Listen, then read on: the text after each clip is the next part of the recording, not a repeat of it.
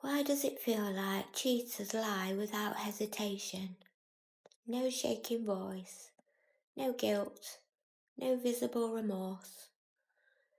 They can look you in the eye, deny everything, and act like you're the irrational one.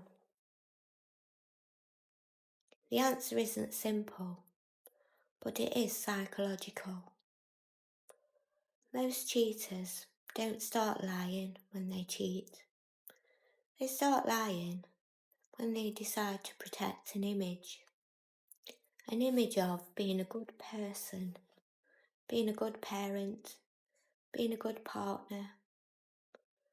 Once someone decides maintaining their image is more important than honesty, lying becomes a tool,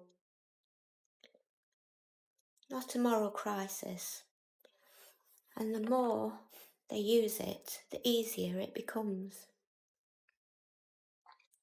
Compartmentalisation. One of the biggest reasons cheaters lie so easily is psychological compartmentalisation. They separate their relationship self from their affair self. In their mind, they are not a liar. They are stressed, lonely, misunderstood, and deserving of excitement.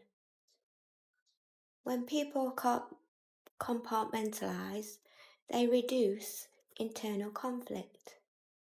And when there's less internal conflict, there's less visible guilt. There's something important. If someone sees themselves as a good person, but behaves in a way that contradicts that, they have two options: change their behaviour or change the narrative. And many choose option 2, to change the narrative. So instead of thinking, I am betraying somebody, they think, my partner pushed me away, or it's not serious, or it's only temporary, I deserve this. When the internal story changes, the lie feels justified.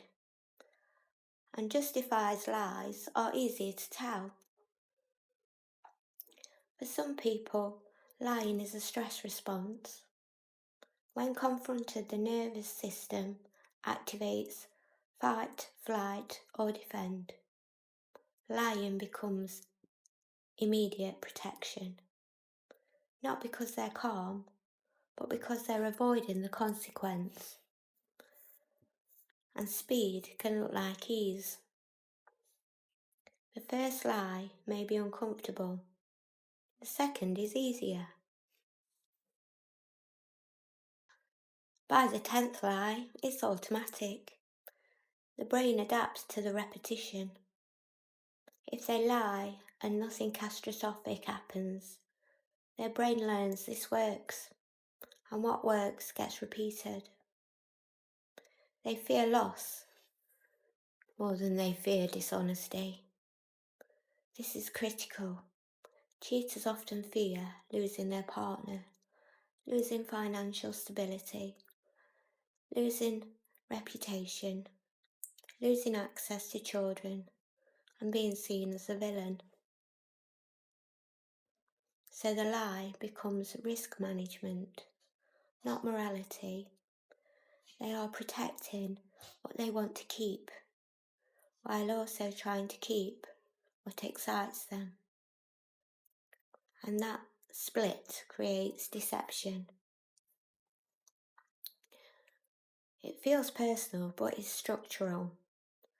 When you're lied to, it feels deeply personal, but often it's structural. The lie is about avoiding the consequence, maintaining control, and preserving comfort, not necessarily about hurting you directly.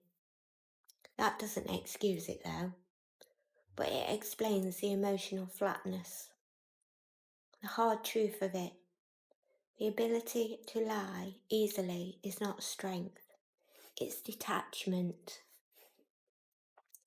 And detachment grows when someone prioritises themselves over integrity.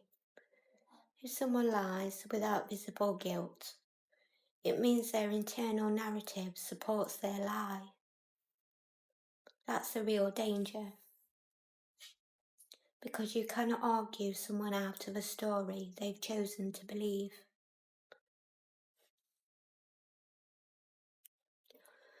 If you've been lied to repeatedly, ask yourself, are you trying to prove the truth, or are you waiting for a consequence to activate?